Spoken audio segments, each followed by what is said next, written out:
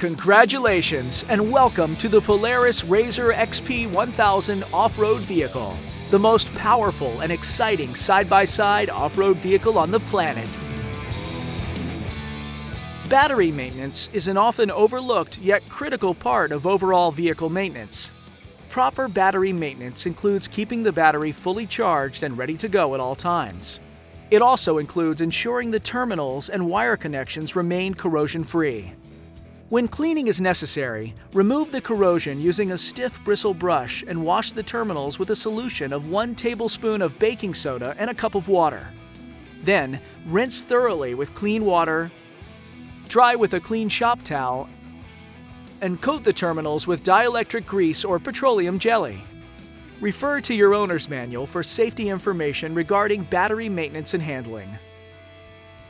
Proper battery storage ensures batteries are fully charged and remain fully charged and ready to go even after long periods of time, such as off-season storage. Whenever the vehicle will be stored more than 3 months, remove the battery, fully charge it, and store it out of the sun in a cool, dry place. Another effective method is to leave the battery in the vehicle and connect it to a battery tender or trickle charger, with the charger plugged into the appropriate power source whenever the vehicle is not in use. Trickle charges can be connected indefinitely without damaging the battery. When using a battery tender or trickle charger, refer to the manufacturer's documentation for specific charging instructions and safety information. To remove the battery, place the transmission gear selector in Park and turn the ignition switch off.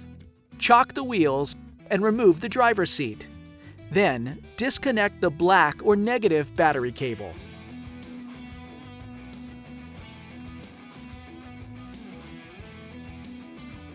Disconnect the red or positive battery cable last. Finally, remove the battery hold-down strap and lift the battery out of the vehicle. If installing a new battery, be sure it's fully charged before installation.